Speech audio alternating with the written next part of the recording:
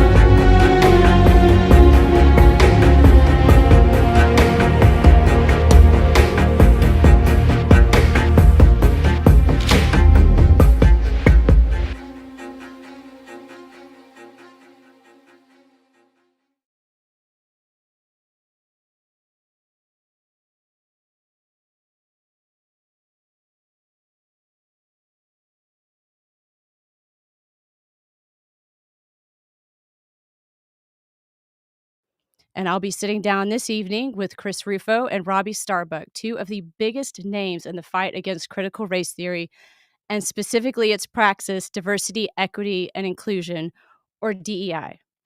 In this continuation of our month-long focus on critical race theory, we will discuss the advent of DEI, its meteoric rise, and now near total collapse. These two speakers have done the most to give early warning of the toxicity of these policies, help America to find its voice, to fight back, and help bring about its demise within major corporations and the U.S. government.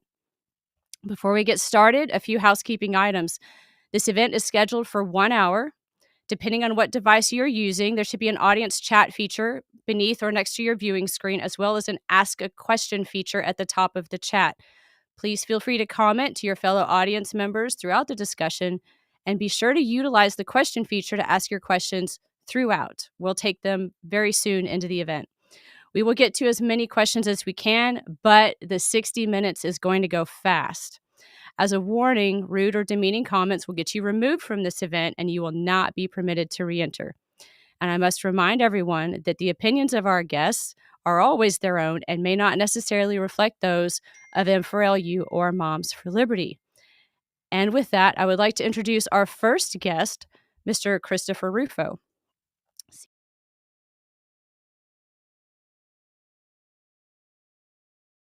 Contributing editor of City Journal, where his writing explores a range of issues including critical race theory, gender ideology, Homelessness, Addiction, Crime, and the Decline of American Cities. Rufo has been published in FoxNews.com and the New York Post. He is the author of the New York Times best-selling book, America's Cultural Revolution, available wherever books are sold. Rufo is a leader in the fight against critical race theory in American institutions. His research and activism inspired a presidential order and legislation in 15 states where he has worked closely with lawmakers to craft successful public policy. As a filmmaker, he has directed 4 documentaries for PBS, Netflix, and international TV, including America Lost, which tells the story of 3 forgotten American cities. He holds a BSFS from Georgetown and also an ALM from Harvard. He lives in the Pacific Northwest with his wife and 4 children. Please welcome Chris Rufo. Hi, thank you for joining us. Thanks for having me. All right, our next guest is Robby Starbuck. We'll get right to it. Filmmaker, activist, and father, Robby Starbuck has been on the cutting edge of America's culture war since he first endorsed President Trump in 2015, which led to his departure from a successful production career in Hollywood. He was raised with the greatest appreciation for the fact that he was born in America. His Cuban family fled communism, and because of that, he never let the opportunity of America slip through his fingers. He first set his sights on the film and music industry, despite having very little money and no connections in the industry. He overcame and built one of the most successful production companies in the entertainment business while never taking a business loan or a partner, and he went on to direct Oscar-winning actors and some of the biggest stars in the history of music. But sensing the danger of communism rising in America, he became vocally, politically in 2015 by endorsing President Trump, and he knew that would come with consequences, which is why he now lives in Tennessee. He was blacklisted. He didn't let that deter him, though, and he built a platform for his loyal followers who helped him rise to become a major influence in American politics. As a result, his thoughts and ideas have been amplified by world leaders like Elon Musk and President Trump. Robby now hosts the Robby Starbuck Show to shine light on the issues at the forefront of our rapidly changing world. In 2023, he released a documentary, The War on Children, which I understand Amazon just lifted the ban on, so check that out on Amazon Prime. And it's a feature-length documentary. We actually did a watch party on it last year, and it covers the many ways our children are under attack by woke culture and global agendas. And we'll get to his work in 2024 here shortly. He lives in Tennessee with his wife of 17 years, Landon Starbuck, and their 4 children. Please welcome Robby Starbuck.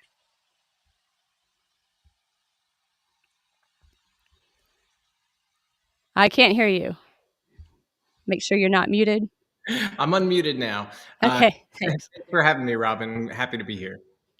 You know, I just want to tell the audience a quick side bit about Robby is I started the Williamson County, Tennessee chapter of Moms for Liberty in May 2021. And our first ever event was CRT 101.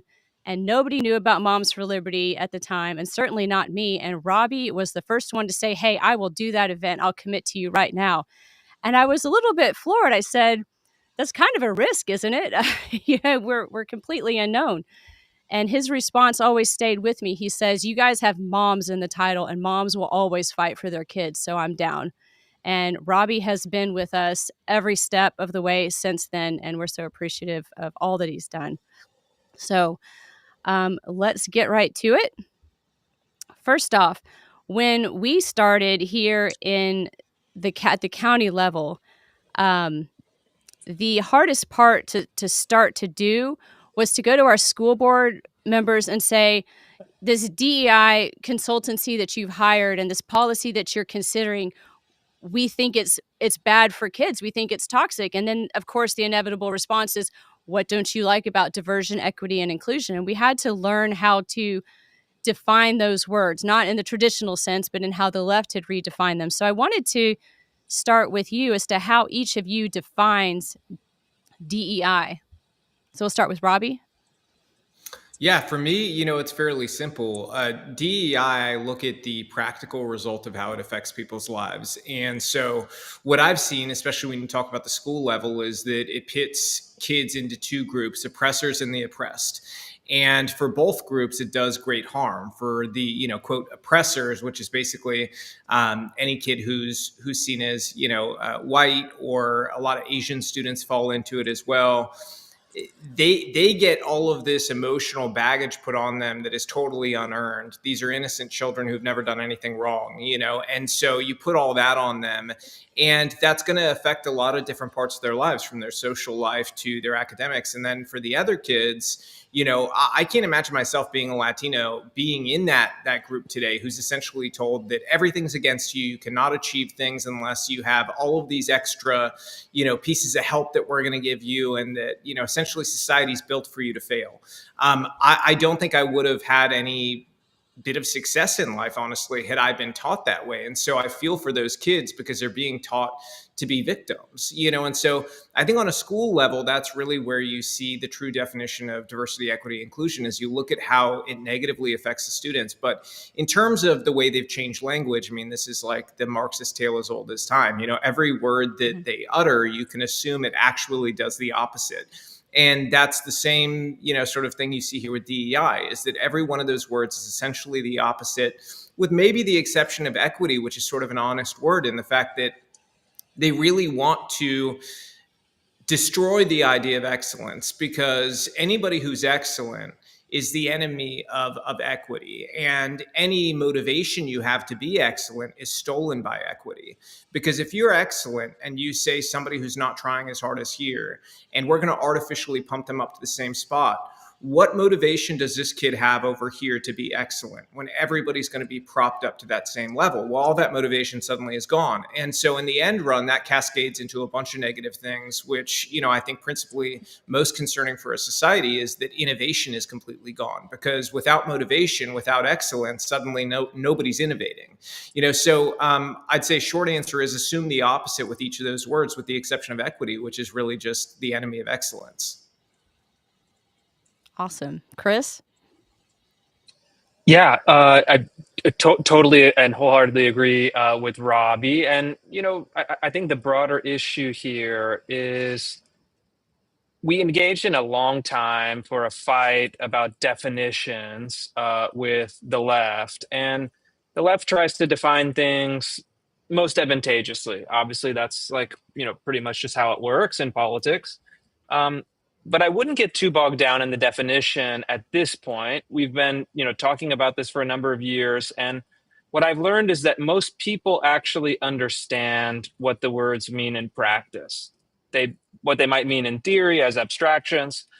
But at this point, everyone kind of knows what DEI means, what critical race theory means. And I think it's important to, in a debate, to quickly define the terms and repeat those definitions, but then move on. You don't want to get stuck in definition in kind of semantic debates. And what I think has been so great is that our definition, the definition that Robbie just laid out, is now the definition of DEI for most people. I mean, we really truly have debunked what is, in a sense, the euphemistic definition. And most people now associate DEI with its true nature, which is discriminating on the basis of ancestry and subordinating calculations of accomplishment or merit, depending on how you want to define those. And so I think that's good. I think we've essentially won the debate. And what's so exciting about what Robbie has been doing lately, and also now what we're doing, with in the White House, is fantastic, because we're moving into the actual political solutions rather than what has been for too long, kind of an abstract debate.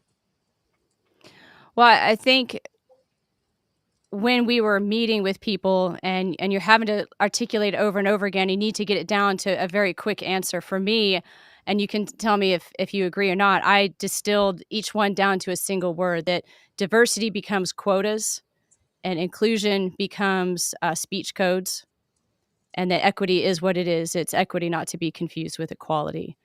But I think we just had to really learn the language as a country and as a conservative engaged parents fighting back as to how do we articulate what our issues were with these words. And now everybody pretty well understands it. So I'm going to go into the first question. So this one's for Chris. You were one of the first conservative voices to make it to the mainstream news in your warnings about the rise of DEI and what it really means. I think that was around 2019. Maybe it was sooner. You can correct me. What are you doing, or what were you doing prior to that? And what caused you to see the warning signs and to take up this cause in the first place? And then what has kept you going since then to today?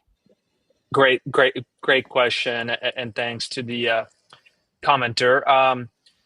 Yeah, I mean, really started to take off in 2020. I had been working in 2020 on local policy stuff in Seattle, Washington, looking at homelessness, crime, mental illness, and related policies. So, looking at West Coast cities, what had been going poorly for them, like San Francisco, LA, Seattle, and then this got on my radar. Of course, the context 2020 was COVID lockdowns, then George Floyd, and then all of this ideological material suddenly appeared everywhere. And so I was curious. I think I also had something of a front row seat to it, being in Seattle, Washington, where these things tend to bubble up first. And so I just started reporting on what I was hearing from people within, government and corporations and schools, and the reporting really snowballed following that. And that's been something that's been kind of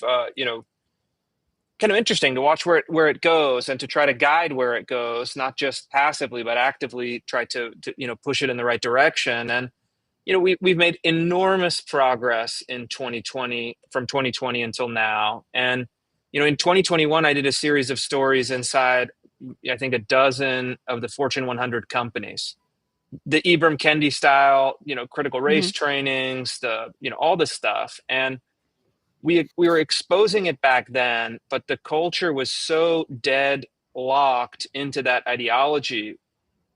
These reports, while they were making news, were not changing policy. Fast forward to now, every time Robby gets a whiff of a new company's DEI policies, it's not only that he fights, he fights them and they submit, they preemptively submit, which is just such a great sign of how far we've come. And it's not over by any means. There is so much more to go. But I finally feel like we have the momentum on our side, which is just a great thing. That dovetails great with the next question for Robby. You've been speaking out about the warning signs you've observed in American culture roughly since 2015, according to your bio. You took action in a myriad of ways: speeches, a lot of them, a run for Congress, a feature-length film. But what caused you to start taking on these companies for their woke DEI policies? When did that start, and what started it? Well, really, honestly, I had just had enough. I realized we had cut out so many companies as a family. We've got 4 kids. We cut out all these companies. And for me, it was like, I've had enough of having to cut out all these companies. Like, let's make them sane again. We've got to at least try. And I think that we had so much energy on our side headed into an election year, right?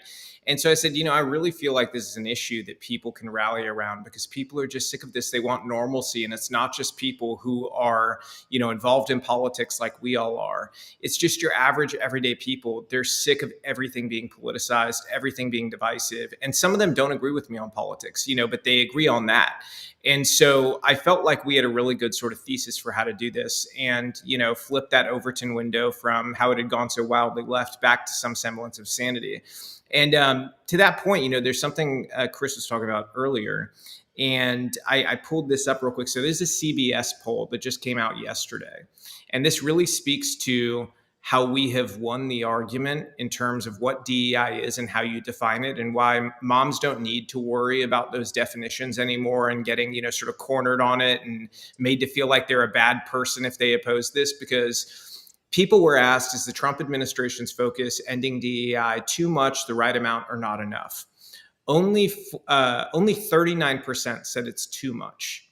The vast majority of people, we're talking about over 60% of America, are happy with how we are attacking DEI and getting rid of it. Okay. Because your average person has experienced it now for long enough to see the negative outcomes.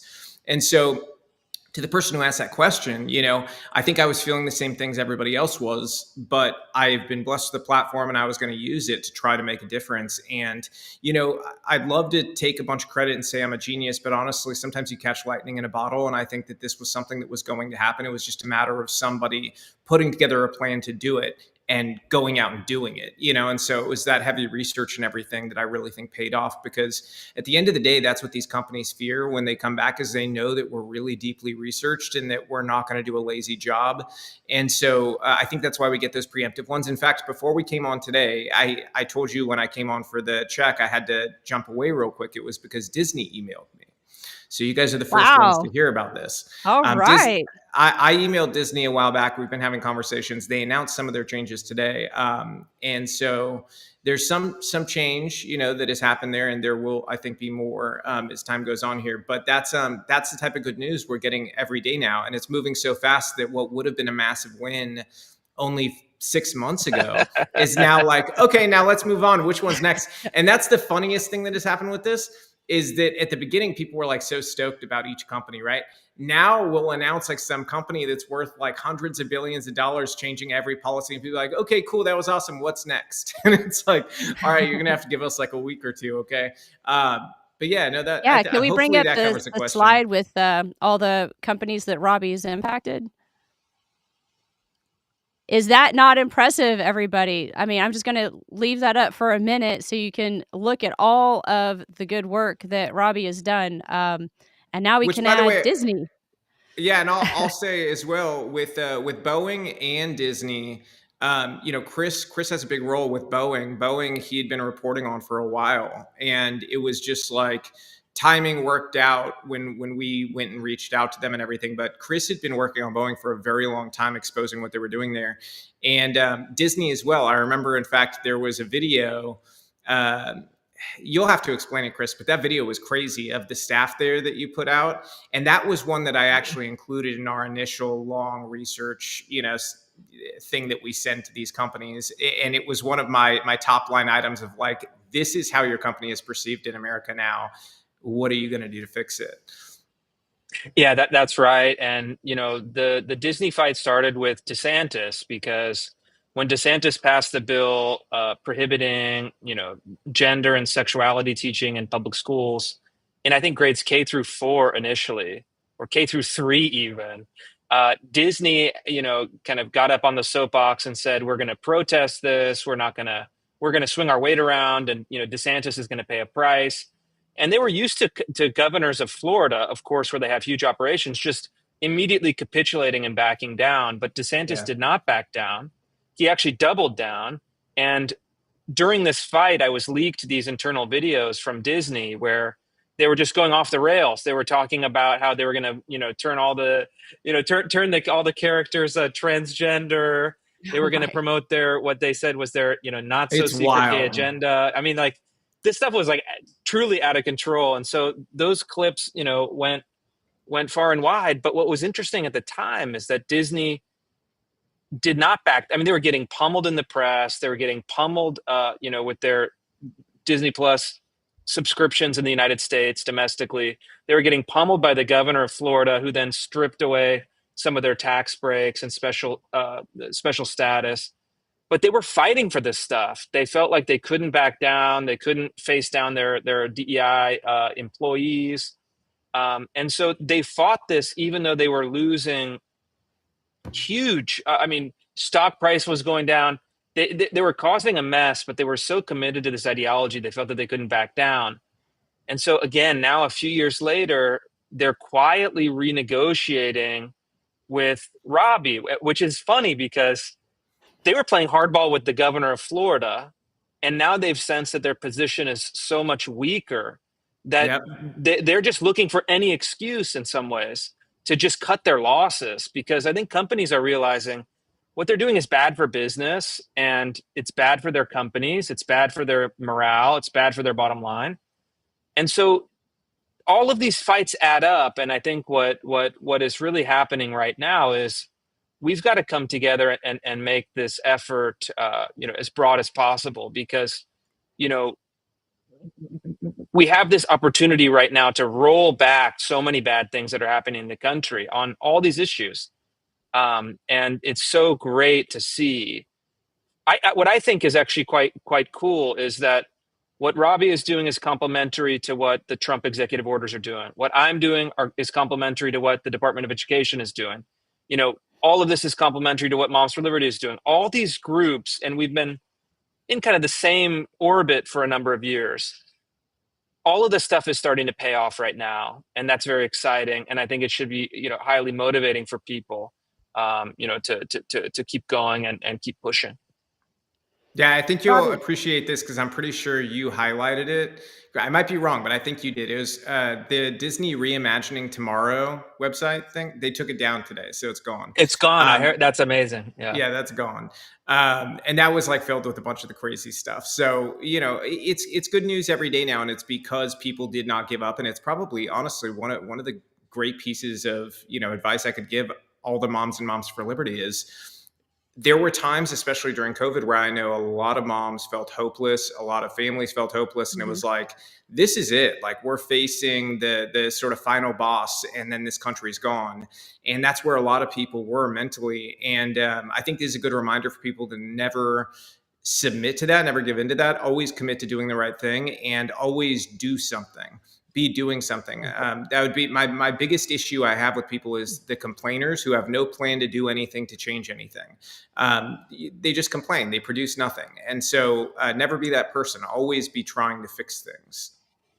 That's great advice, and I know my kids are appreciative of your work, Robby, because I said, "Hey, you know what? We can go back to Target now." And and I think maybe Disney too. Okay, you know what's really funny? So my oldest is 16, and I asked her like in late November, "What do you want for Christmas?" And she gave me a list of companies. And she wanted me to change their policies so she could go shop there in good faith, and because she's pretty based, and she didn't want to give her money to these companies unless they change their policies. And I thought that was a really funny, unique Christmas request. I don't think any other kids ask their dad to flip a company's policies for them. Well, obviously, she's a firecracker, and she's gonna go on to do great things. Robby, if you could give us, 1 to 2 minutes on how you got these companies going in this direction, how you started the momentum, and how now they're falling so easily. Yeah, well, I mean, so a lot of this is more psychological than people realize. Like, there's sort of a simple psychology to this. Like, the companies you needed to move first had overwhelmingly conservative consumers. And so the job there was like, these should be fairly easy, right? You just need to show them your teeth, and you need to show that the conservative base will rise up, will punish them. And that worked. I think in Tractor Supply's case, in fact, I have the original two. These are our trophies. That's Tractor Supply's statement and John Deere's statement, where they Nice. drop all their policies. And Nice. it was essentially you have to make it punishing, and we did. Tractor Supply lost about $3 billion in market cap during that, and then John Deere lost $10 billion. And so for Wow. those companies, that's a lot of money. They do notice that. And then in Tractor Supply's case, they had the day-to-day, walk-in numbers that they were getting from stores, and they saw that it was a serious problem. And so once those two fell, then it was like, okay, maybe he got lucky with those two, right? And then so we had to go after an iconic brand, and that was Harley Davidson. And Harley was probably the most crushing that we were to a company because they have a true believer for CEO. The guy's nuts. And they did not want to give in. They were committed to, we will not give in. These are our values. We're sticking to them. And it got incredibly hot for them, and they couldn't help but go back, but they took too long. And so they're the only company out of all the companies that we flipped who did not have their stock go up after they announced the changes. And it's because I think the market understood their customers were not forgiving them right away. And I made a prediction at that time, because the CEO was not fired, they will continue to lose money, and it'll be a disaster into the next quarter, and they'll eventually have to fire the CEO. And while their numbers came out this week, numbers are down 60% year over year. Okay. Major companies don't survive that typically. A 60% drop year over year. That's massive. And so, it's yet to be seen. I think they will replace him. I think they have to. But essentially, we built that momentum by doing those first three really well. And then after that, every company had to take us seriously. And so then it was like, okay, we want to come to the table. We want to talk to you off the record. Please don't put a story out until we've gotten to talk, and then you kind of go through it and you explain to them, hey, we have this. This is our story. This is what we're going with. These are our issues with you. And they'll say, okay, wait. How about this? We'll change everything and you do a story about that instead. And for us, like, I don't care about, if I cared about views, I would have put out the negative stories first in every company's case, because that would have racked up views and then forced them to come out with a statement. For us, it was about maximizing change. So it was like, okay, we'll do that and let's move on to the next one and move on to the next one as fast as we can, because that continues building that into a tsunami. It wasn't just a wave anymore, it was like tsunami. And so at that point, now companies that are like 50-50 jump ball companies that Democrats go to, Republicans go to, independents go to, like your Toyotas, right? They had to listen to us. It was like, do we really want to risk being the next Bud Light or the next tractor supplier, the next whatever, Wow. And so at that point, I would say it was already close to that point. But when Trump won, it crossed this line for companies where they realized, like, there's no way out. It'd be better for us if this was not a story. Let's start just announcing we're done. And so that's what's led us here today, is we successfully shifted that Overton window back to where the weird companies are now the ones that have all the crazy policies. Oh, amen. All right, this next question came from Mara over email, and it's for Chris. And the overlying question is, was DEI ever a legal policy? I always believed DEI was established to make sure there was a diverse group of employees in a company or organization. It has, however, been used to terminate people whose faith dictates one man, one woman, saying that under DEI policies, that faith discriminates people and violates DEI policies. When did it stop being just a supplement to hiring practices? Great question, and a very kind of deceptively a complicated question, in fact. So we've been testing this since really 2011. There have been lawsuits in schools, lawsuits in companies, lawsuits in other organizations, NGOs, and a simple reading of the Civil Rights Act of 1964 would indicate that discriminating on the basis of race is illegal. It's a civil rights violation. But companies have been ignoring that standard blatantly since the very beginning, since the Civil Rights Act was passed, and used it as a form of active discrimination on behalf of minority groups.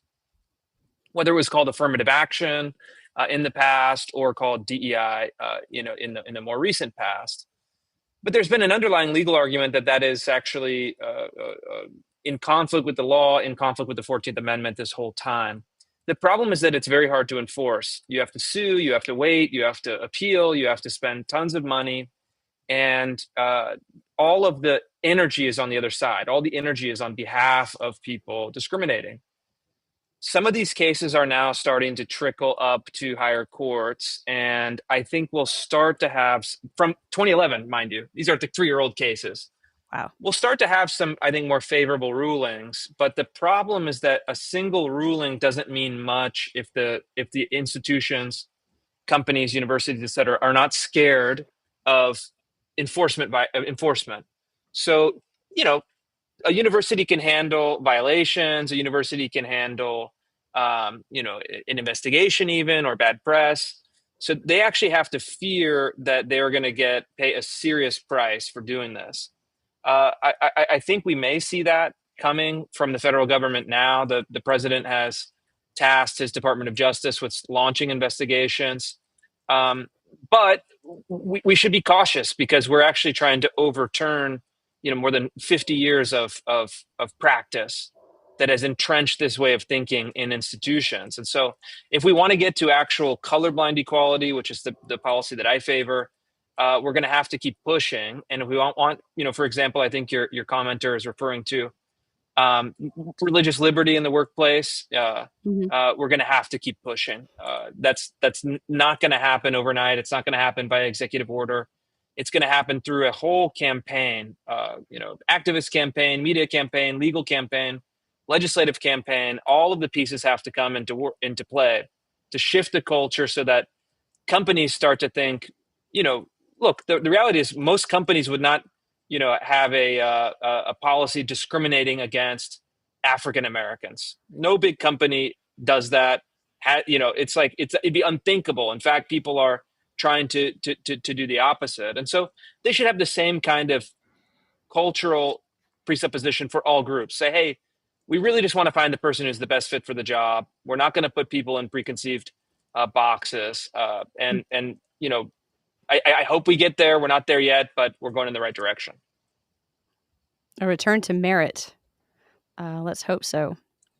Okay, from Richard. Many companies are cutting their DEI policies, but there is a fear that they will continue under the radar. What do we look for as signs they are doing this?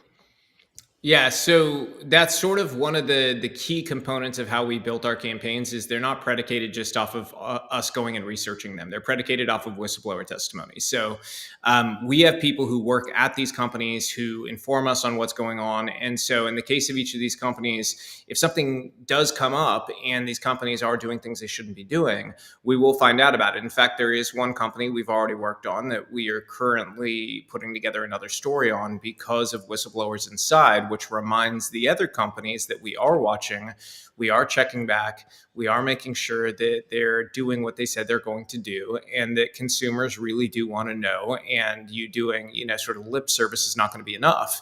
And so that follow-up is very important. Unfortunately, it's not an action item I can give to people because a lot of times they understand, at least in this environment, if they are going to try to secretly do it, they're going to be trying to do it secretly. They're not going to be putting it up on their website for everybody to see, and that in itself is something, but you do have to keep checking in. I will say though, one of my greatest fears, and I don't have very many fears. I'm not a fear-based person. I'm not a big believer in it, but I do have a fear that we're going to win so much over the next few years that some people who have been checked into this and have been sort of, following along are going to check out because life is just getting so normal and so good that it's easy to sort of want to let go and relax, right? And I hope people remember how bad things were and how close we were to truly a totally nation-destroying situation if Trump did not win in this last election. And remember that, hold on to it. Don't forget it. And remember that if we want to keep winning like this, we want our kids to inherit the country that we all believe we can be, that we need to stay engaged and we can't just let go, because the same people who built this entire apparatus that was raking in billions and billions and billions of dollars around DEI and CRT, those people still exist. They didn't go anywhere, and they're going to be looking for the first opportunity where they can burrow in and continue to do the work they've been doing. And so if we want to stop that, we've got to stay engaged. I've actually already seen some rackets about people setting up shop for how to get CRT out of your schools, which is probably the same guy that put DI in your schools. And it's all about the Benjamins. I mean, well, this is how you know. This is how you know, by the way, who is doing things for the right reasons and who is not. Chris and I are not getting $1 million grants from the government. We're not getting $1 billion grants from the government. We're not being asked by departments to do things and then saying, okay, we'll pay us this much and then we'll do it. We're just helping the Trump administration any way we can. And it's honestly, it's every person who's asked me within the admin to help with something, it has been an honor to just give them advice. And on the other side of the coin, you've got people who set up these enormous shops to just rake in cash. And then they turn around, and you can only describe it as money laundering because they turn it around, and those same people who get paid enormous sums of money donate and max out to Democratic candidates all across the country. And so it's nothing less than money laundering, but that's how you kind of tell if anybody's still on the fence who's watching, trying to learn about this, they're watching with their friend, maybe who's part of Moms for Liberty. That's probably a good signal to you who the bad guys are. Well, just like if you're pointing out fraud and someone yells stop, that's probably the person executing the fraud. Yes. So a lot of that going around. I think it's also, we're all excited because the pendulum was so far left, it was going to snap. And now it's starting to move back to the center. And then everybody needs to stay engaged so it doesn't swing off to some other infinity in a different direction. So it's not the time to just give up and go back to heads down into our daily lives, even though it's tempting. Okay. question for Robby. You're quoted as saying, "Our ultimate goal is to get companies to a neutral place." In your view, what does a neutral place look like for companies? I feel like that plays into the pendulum analogy. Yeah, so I understand this, and this is by the way, I'm going to be perfectly honest. It's a theory of mine. I believe it. It doesn't mean it's a fact. We've got to test it out to see what happens. But I think that if I pushed too hard into forcing companies to adopt my views, first of all, I don't think we would have been successful. But secondly, I think had I been successful, all that would have done was ensure that this was going to flip the other direction just as hard. It was only a matter of time, right? So, like, it's a momentary win. I want long term for us to win and for our kids to live in a sane country. So that means pushing for an ideological system that these companies are going to adopt, where they essentially say, we're going to get out of the business of anything divisive or political. The only politics a company should really involve themselves in is directly related to the regulatory process of their company. If it's outside of their company's, sort of regulation or anything that they need involving their core business, they shouldn't be involved. It's doing nothing positive for your company, and you're doing a disservice to your shareholders. And that's the argument we've made over and over again, I think very successfully, because these executives are not dumb. They can look at the numbers. They know what DEI has cost their companies. They know that it has not been a net gain. They know that it's just a money suck, and it's going to continue to be a money suck. So there's a monetary argument that they understand there, that just getting out of this business of having to have an opinion about everything is a good thing. Like, we don't need to know what Macy's opinion is on transgender operations. We don't need to know. I don't want to know. I don't want to know what they think about abortion. I don't want to know, because they're a company at the end of the day. They should have no position on abortion. They should just stay out of politics. They're a company, not a human being. And I think that's the thing I'm trying to remind them. Like, you're a company. You all, in your individual capacity as human beings, can have your own feelings and opinions on politics outside of work. But at the workplace, if you've ever owned a business, like I've had a bunch of small businesses and I've had thousands of employees, I know that the most important thing is unifying those employees to be able to complete tasks together. And that means doing things that unify them, not things that divide them. And so if you take, for instance, like John Deere, they had these things called an ally pledge, right? Where you had to sign on that you were an ally to the LGBTQ plus community, right? Not only did they have this, but it was not secret. It wasn't like, hey, will you sign this? And, it was public. People knew who signed it and who didn't. And so it was also, this is mind blowing, was their only, measurement for performance when they were being considered for promotion or for a raise was how well they dealt with DEI. And so if you don't sign it, it's going to be a negative mark against you in your ability to get a promotion, ability to get a raise, and things along those lines, right? So that's what's in your mind. If you're a Christian employee and you don't feel comfortable signing this ally pledge because you feel like it would violate your faith-based beliefs, but at the end of the day, you'd never be rude to your fellow employee who's gay or transgender or whatever they identify themselves at, you're put in this position where you have to violate your faith or potentially face negative consequences at work. And so that's a position that's untenable. And so that's the type of thing we're trying to get rid of and say that's not healthy for a company. That's going to divide people, and it's going to make people treat each other like social pariahs if they don't agree with one another. And that's exactly what happened to employees who didn't want to sign it, is they felt like social pariahs at work. So what does that do for cohesion? It does nothing positive. You completely break apart any semblance of a team that you have when you do things like that. And so for me, that's what neutral is. It's taking division out of the workplace and saying politics doesn't belong here. Do that on your own time. Work is work. Focus on work. Amen. I love that. So we talked a lot about what Robby's been doing in recent months. Really, last 6 months has been a heyday for you, and we're so appreciative of all the work that you've done. Chris, earlier in the event, you mentioned specifically your work in the DOE. Can you expound upon that some more? Sure. Yeah.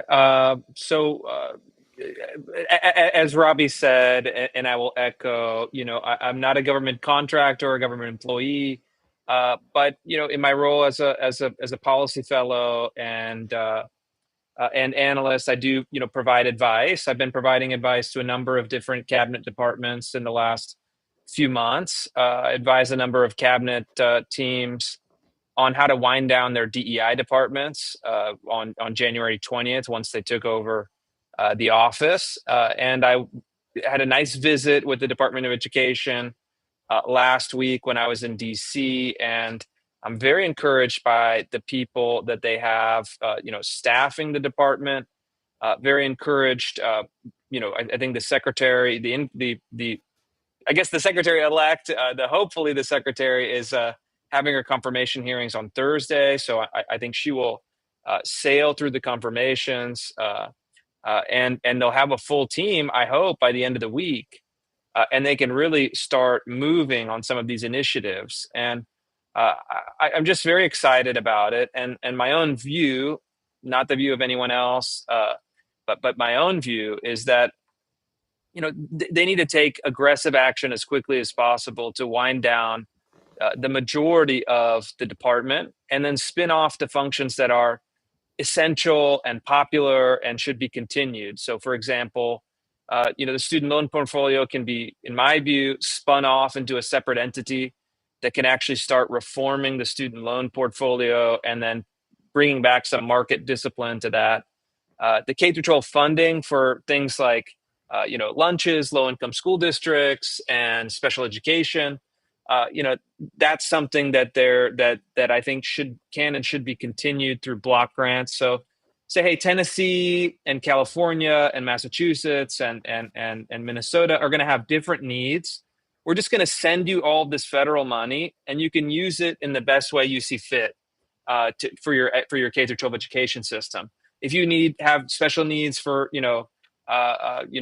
nutrition, or you want to revamp your special ed programs, or you want to provide additional funding to school districts that are underwater, whatever you want, you're in charge. Here's the money. But the thing that they really need to just wind down, and this is a lesson I learned, even in my own research and also in my visit. So many employees, so many of the 4,000 employees of the Department of Education are left-wing activists who are just doing ideological work and pushing ideological grants and hosting and ideological summits and rewarding their friends and their cronies and their contractors. And all of that has to be terminated, shut down, and ended permanently. And I think that the president has said that shutting down the Department of Education is his vision, his priority. I'd like to see it happen. It's not going to be easy, but I think for the first time in almost 50 years, it's something that is on the table. And so all of us should really fight hard to see if we can make it happen. Awesome. So I'm getting a flood of questions from some Tennesseans here, and you talked about purging the DOE of left-wing activists, but you made a really controversial tweet, or X, last month about Penny Schwinn, whom President Trump referred to as Peggy, in defense of her. But in Tennessee, there's a lot of ire, and I'm taking this question because it has national implications in the fact that she's being looked at as a deputy secretary of the DOE. But the person is Penny Schwinn, and I have some experience with her. She's the former education commissioner in Tennessee. And I've actually met with her face to face over some curriculum that she put into Tennessee schools, roughly a third of them. And this was a curriculum. This is the first curriculum where we found actual critical race theory being presented to elementary school kids, very specifically in the second grade, and it was traumatizing kids. So we made her aware of the module, the offending module, and we also filed under the Tennessee law an official complaint against this curriculum. And in our digging about the curriculum, we found actually that it was her pet project, that it failed state standards twice. It never actually passed. And she so overexercised her waiver authority to make sure that it got into Tennessee schools that she waived it into 33 schools. And then the state legislature promptly in the next session stripped her of her waiver authority because so great was the overreach. And I've seen personally the kids that were affected. So we're talking about, DEI. She supported DEI hiring of teachers and critical race theory in the classroom. And I'm talking about Tennessee's youngest children, kindergarten, and especially second graders. She pushed all of that in. I'm not going to go into all of the things, but she has been told to me many times she was a favor appointment within the Trump administration.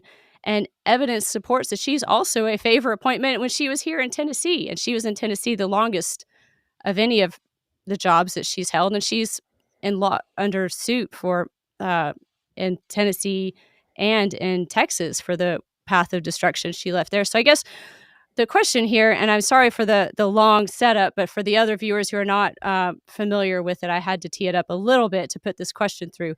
The question is why your enthusiastic support for a woman who has pushed all the things you've been fighting against into the classrooms of the youngest of Tennessee children. She did not improve Tennessee literacy or math, did not remove porn from the libraries, and as accused of corruption in multiple states. Sure, great question. And look, there's a couple answers to this question. There are some obviously differences of opinion on this. That's fine. Mm-hmm. Taking the example that you just mentioned at the end there on the porn in schools. I dug into this because when I first, heard about this, it's obviously very alarming. I dug into it and I talked to a number of people and I asked, where is this porn in schools that she has, failed to take out? And no one ever actually, provided a particular. And in fact, the legislation that was passed in Tennessee, in my view, was quite strong. Perhaps not strong enough. I know some people in Tennessee wanted a provision where you could, in theory, imprison the librarians. In my view, I think that's too far. I think that's probably rhetorically and tactically also a mistake. But look, I think that what's happened and what was happening in 2020 and 2021 was a kind of a high kinetic environment. People were moving very quickly. There was a pandemic. I'm willing to extend a little bit of grace for people who maybe had a mistake or two during that time, in the same way that I'm willing to extend a kind of welcoming attitude for people who were on the left. Those people who supported Tulsi Gabbard. Tulsi Gabbard was on the left. Now she's on the right. And so what I did is when I heard about these accusations against Penny Schwinn, I sat down with her one-on-one on Inauguration Day, actually, and I got her side of the story. And for many of the accusations, for example, the porn in schools, after I did some supplementary research, I was satisfied with her answer, and I asked her a personal commitment to say, hey, this is the agenda that really needs to happen for the deputy secretary position. There are people that are concerned about this. Can you make a commitment to advancing these priorities? Destroying DEI, fighting fighting against CRT in schools, and then pursuant to the president's executive order, winding down a lot of the kind of nefarious and malicious activity at the DOE. And look, I think that her answer was, at least for me, transparent, persuasive. And, the president wants her for a reason. Secretary McMahon wants her for a reason. And in my view, even just pragmatically, we've got to all work together. We've got to all push hard. We have a huge opportunity. And I think that we have to give some trust to the leaders that the president has selected and hold them to account. Not trust blindly, but encourage people to go in the right direction. In my view, is a better strategy than trying to tear people down and from the sidelines. That's my view. But of course, I think there are differences of opinion, and I'm fine with that. There's always going to be differences of opinion. So I'm going to leave that question there, and we are running short on time. Could I jump in? Could I jump in Yeah, real quick? I just want to say, because people have probably seen I've had a very different view of Penny, and I've said my piece on it, and that I don't agree with her. Being in that position, I don't think she deserves a promotion after what she did in Tennessee as a parent of kids, who went to the schools. However, I've seen some people say some negative things to Chris about this, where they have said things I felt like were really out of line online. I just want to say you're hard pressed to find anybody who's done more to fight CRT and this horrible demonic ideology than Chris. So, I think people are allowed to have their own opinions about personnel and stuff like that. And he knows I vehemently disagree. I've talked to him privately. I vehemently disagree.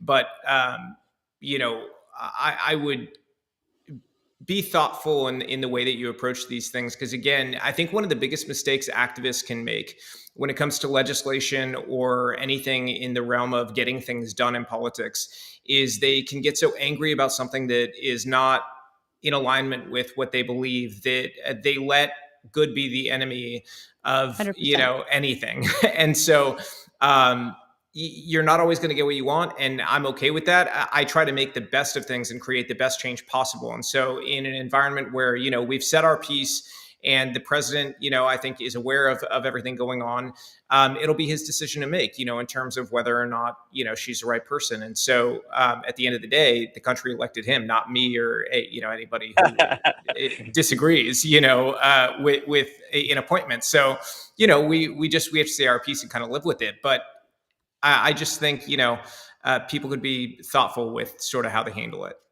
Yeah, totally. Well, yeah, I I think appreciate that. And what I would say too, and for all of those who are listening that do have some of these frustrations or even opposition, the people at the department hear you. They're listening. They're taking these concerns seriously.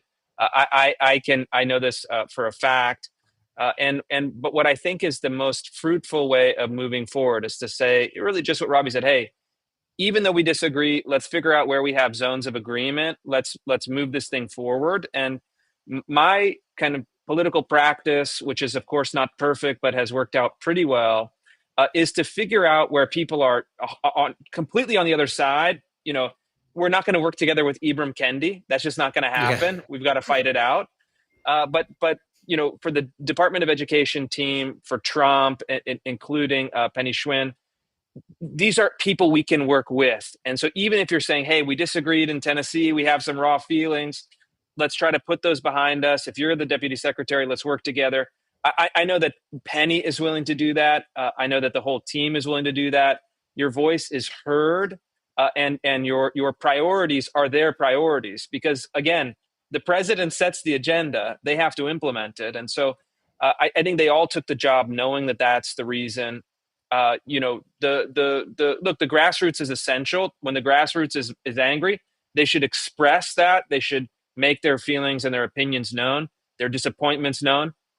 But at a certain point, you have to say, all right, what's past is past. How can we move forward? And I think that what I'd like to see is even some of those voices where there was some antagonism or some conflict. Let's see if we can all just come together and for 90 days, for the next 90 days, let's give everyone the benefit of the doubt, see what they can get done. And if we can all be successful in that timeline, I think success heals all wounds. It's not really time, so I think if they can be successful, they will earn, they re-earn the trust of the grassroots. That's what I'd love to see. Yeah, and I hope she ends up somewhere else. But if she is in there, you have to try your best to make the best of it and hope that they do well. It's like when somebody gets elected and they weren't your first pick, you still have to hope that person does a really great job. You still want to pray for that person, like have their back, and hope that they do. And if they do a bad job, then you hold them to account, And so it's kind of one of those situations where I'm like, I hope I'm wrong. My experience tells me I'm not, but I hope I am. But I will say one of the worst things that activists can do is get so angry about something that nobody wants to work with you. And I've seen that happen a lot of times where they'll yell at lawmakers and send profanity-laced emails and stuff. And guess what? Nobody wants to work with you then, so you have to find a way to communicate these things in a way that can be persuasive. And let us never stray into the territory of the left, right? Where we never want to cancel anybody for a different opinion. And also remember that how we got to that echo chamber was they shut out all the dissenting opinions. There was no conversation. So iron sharpens iron, and debate is always, always a great thing, which keeps our side sharper. So I 100% agree. Do we have time? Actually, we got 3 minutes to go. I think, are we out of time, gentlemen, or do you have time for one more? Maybe a lightning round, a quick one. Yeah. Okay, lightning round. How can I, as a public policy researcher, reproduce your model at the local school level as I conduct research through open records requests, for example? Responses are deceptive. That's an interesting question. Actually, I think you could do something really effective. You'd have to utilize forms of local media and find who are the sort of individuals who have the largest social media accounts in your individual area. There's ways to do that, and also use your local print media and your local political groups that meet up. So, like your local Moms for Liberties, your local GOP meetings, and compile all the information into something that is really digestible. It cannot be 30 minutes long, more like 3 or 4 minutes long, and it's got to be fact based. Put all that stuff on a slideshow or in a video where they can see for themselves what the evidence is. They don't want to hear from your mouth. They want to see themselves what the evidence is, Yep. and show them exactly what's going on. And because seeing is believing, at the end of the day, but that can be really, really effective. Is essentially take that model of those videos that I do and just make a 3 to 5 minute long video with all that evidence, and make sure every parent that you could possibly get it in front of watches it. Awesome. Chris? Yeah, I think that's exactly right. And look, information travels quickly, and information is almost always more powerful than opinion. And so to say, I don't like this, this is bad, is great. You have your opinion. But if you say, hey, this is what's happening in the local schools, and this is why I've come to the conclusion that we have to change course, is much more powerful. So whoever the commenter is, you're on the right track doing the open records request. Keep it up. And I know you'll be successful. All right. Well, thank you so much, Chris and Robby, for taking the time to sit down with us tonight and discuss this truly out of left field concept that for a time seemed to turn our country upside down. We're so grateful to both of you for your work and helping to put things back to right sides up. Can you let everyone know where to follow you, and also share any final thoughts or words of encouragement for our viewers who may be struggling to help their children or grandchildren or under a DEI policy themselves? We'll start with Chris. At Real Chris Rufo is the best place to start, and just keep fighting. Don't let up. Use the recent success as motivation. And Robby? y'all can follow me at Robby Starbuck on every platform except for TikTok, where they banned me. And it's Robby with a Y instead. Actually, you know what's funny though? They texted me yesterday, somebody from TikTok, that they're giving me my account, and I was like, well, I kind of don't want it, but thanks. So Robby with a Y. My motivation for people, honestly, just ask yourself every day what you're doing to make the world a better place for our kids, because that's what matters. There's this question. I was a very thoughtful kid. I read a lot, and I had one big question that I always asked myself, and I think everybody can relate to it because we've all done it at one time or another, but I was kind of maybe compulsive about it. And it was, what is the meaning of life? And so that followed me until me and my wife had our first child, Scarlett, who's now 16. And the meaning of life is actually quite simple. It's our kids. And, that when you look at them and you raise them upright and you see what they're capable of and who they are and what their hearts are, that is my reason for living. That's everything. And so ask yourself that every day in the mirror. I know we can get tired as parents and as people who are trying to change things and move things in a positive direction. You can get tired, you can be exhausted, you can be in pain, you can have all these things going on in your life that suck. But at the end of the day, you've been given gifts. Use them, don't waste them, push through, and ask yourself every day what you can do to make that difference for the next generation. Because ultimately, that is what this life's all about. We advance humanity, we advance our kids, and they do the same for our grandkids and the kids after that. And eventually humanity becomes the greatest thing that, we live up to our potential, put it that way. And so if we want to live up to our potential, none of us can give up. Thank you so much. I fully agree with that. That's my purpose too. Gentlemen, I appreciate your time tonight. Thank you. Have All a right, great keep it up. night. Thank you. All right. And thank you, the audience, for joining us. We hope this discussion has been useful to you and that you will continue learning more about CRT and DEI in the month of February. Next week, don't miss our online screening of Uncle Tom 2, An American Odyssey.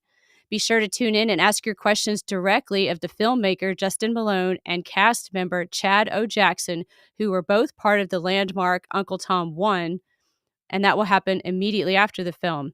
And lastly, for this month, on February 24th, Dr. James Lindsay, who gave a fascinating lecture at last week's CRT 101, will join us once more to discuss his book, Race Marxism.